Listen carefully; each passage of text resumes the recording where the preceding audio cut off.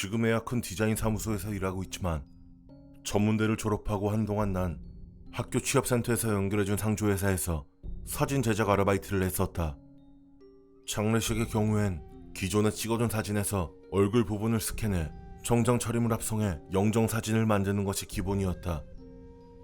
결혼 사진의 경우에는 전체적인 수정만 했었고 그거 말고는 사실 사진에 관련된 일보단 별 상관없는 잡일 투성이었다. 그러던 어느 날 어느 20대 남자의 장례식 영정 관련 일을 맡게 되었다. 그런데 60대쯤 되어 보이는 고인의 부모님이 기묘한 의뢰를 해왔다. 세상을 떠난 아들의 결혼 사진을 만들어 달라는 것이었다. 미혼인 채 병으로 죽은 아들이 너무 불쌍해서 견딜 수가 없다며 어떻게 만들어서라도 결혼식 사진을 남겨두고 싶다는 것이었다. 뭐 할 수 있는지 없는지야 합성할 기본 사진만 있으면 충분히 가능한 일이었다. 하지만 회사에서 제대로 하청받아서 하는 일도 아니었고 알바생인 주제에 확답을 내줄 수도 없다. 결국 나는 그 자리에서는 답을 피했고 정사원으로 근무하던 선배에게 상담했다. 그건 묵화살이일 거야. 선배는 말했다. 도읍구 지방 쪽에서 결혼 전 죽은 남자한테 마치 결혼식을 올렸던 것처럼 그림을 그려 신사에 바치는 그런 풍습이 있대. 그걸 묵화살이라고 하고 없어진 풍속인 줄 알았는데 그것도 아닌가 보네. 선배, 그럼 전 어떡할까요? 야, 그런 걸 회사 차원에서 해줄 수 있겠냐? 뭐 굳이 네가 개인적으로 도와주겠다면 그건 말릴 수 없겠지만 그래도 웬만하면 그런 건 하지 마. 선배의 충고에도 불구하고 나는 그 일을 맡기로 했다.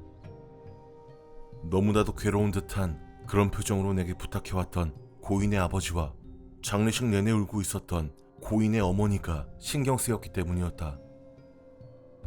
고인의 부모님과 대화해보니 죽은 남잔 성인 10대 측은 몬츠키아카마 차림에 사진이 있다고 했다. 마침 잘 됐다는 생각에 난 그 사진을 가져다 쓰기로 했다. 다만 남자 양옆에 서 있던 부모님은 새로 사진을 찍어 합성하기로 했다. 가운데엔 신랑 신부가 서 있고 그 양옆에 부모님이 서 있는 구도의 사진을 만들 요량이었다. 그런데 문제는 신부였다. 인터넷에서 혼례복장을 차려입은 몸사진을 구한 뒤에 조금 귀찮아도 얼굴은 각 부위별로 하나씩 콜라주해 이 세상에 없는 여자를 창조해낼 생각이었다. 하지만 고인의 부모님은 부디 이 사진을 써달라며 품에서 사진을 꺼내 내밀었다. 신부의 얼굴은 꼭 이 사람으로 해달라고 하면서 그야말로 필사적으로 내게 애원했다. 그걸 스캔해서 합성하는 건 일도 아니다. 그러나 그때 문득 선배에게 들었던 이야기가 떠올랐다. 묵화살인 말이야.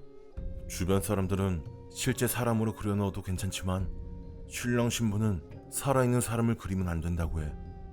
또 살아있는 사람 이름을 넣어도 안 되고 그렇게 했다간 죽은 사람이 저승에서 데리러 온다나 뭐라나. 어처구니 없는 이야기였지만 정작 내가 작업하려다 보니 그 이야기가 무척 현실성 있게 다가왔다. 저 살아있는 사람의 사진을 쓰는 건 안 되는 거 아닌가요? 난 조심스레 물었다.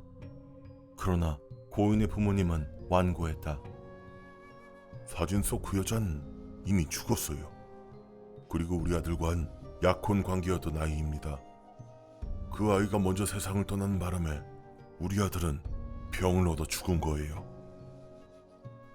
둘 다 죽었으니까 이미 저 세상에서 함께 지내고 있을 터라는 것이었다.